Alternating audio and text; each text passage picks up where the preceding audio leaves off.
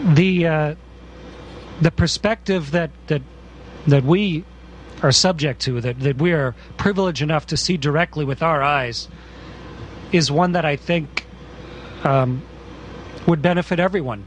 To go around the world in just slightly over 90 minutes, to see the whole world in 90 minutes, and then by the time you've come around the world, with the world turning underneath you, by the time you've come around the world, it's turned and you come over a new part. So the world just unrolls itself for you, and you see it absolutely discreetly as one place.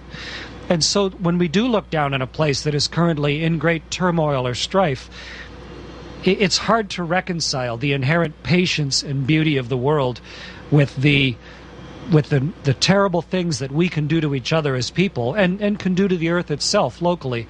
And if people, I think, could see the perspective more clearly, and that's part of the reason that we work so hard to communicate what we're doing up here as an international team, is to try and just give people a little glimpse of that global perspective, that understanding of the fact that we're all in this together, and that this is a spaceship, but so is the world.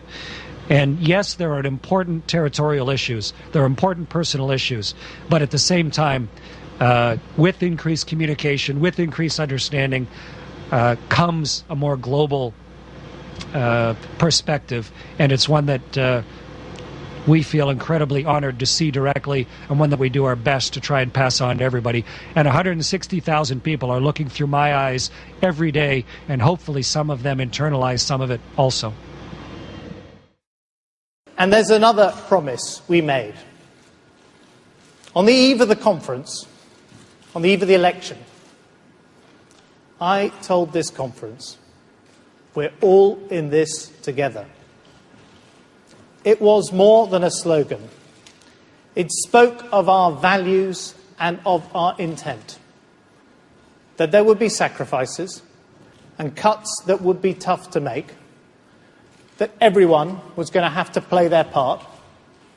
And that in return we would build an economy that works for all. We took the risk. Few political parties anywhere in the world are prepared to take before an election. Quite simply, we told the people the truth about the hard road ahead.